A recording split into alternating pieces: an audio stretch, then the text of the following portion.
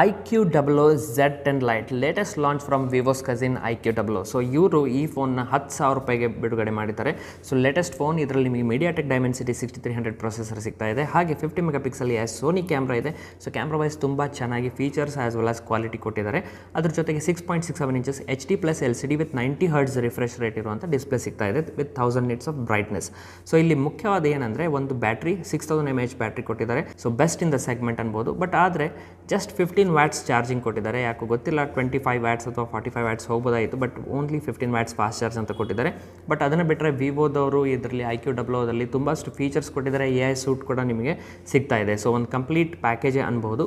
ಆದರೆ ನೀವು phone under 10,000 rupees ಒಳ್ಳೆ ಫೋನ್ ರೆಕಮೆಂಡ್ ಮಾಡಿರಿ ಅಂತ ನೋಡ್ತಾ ಇದ್ದರೆ ಇನ್ನೊಂದು ಆಪ್ಷನ್ ಕೊಡ್ತೀನಿ ನಾನು.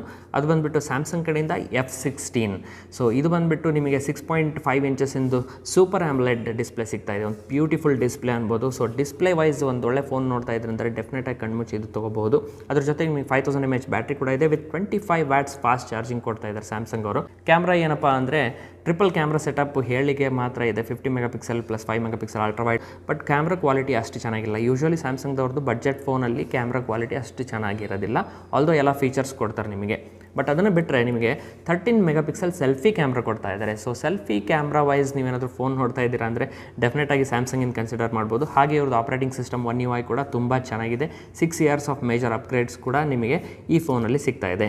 ಒಂದು ಒಳ್ಳೆ ಸೆಲ್ಫಿ ಕ್ಯಾಮ್ರಾ ಅಥವಾ ಒಂದು ಬ್ಯೂಟಿಫುಲ್ ಡಿಸ್ಪ್ಲೇ ಇರುವಂಥ ಫೋನ್ ಹುಡುಕ್ತಾ ಇದ್ದರೆ F16 ತೊಗೊಳ್ರಿ.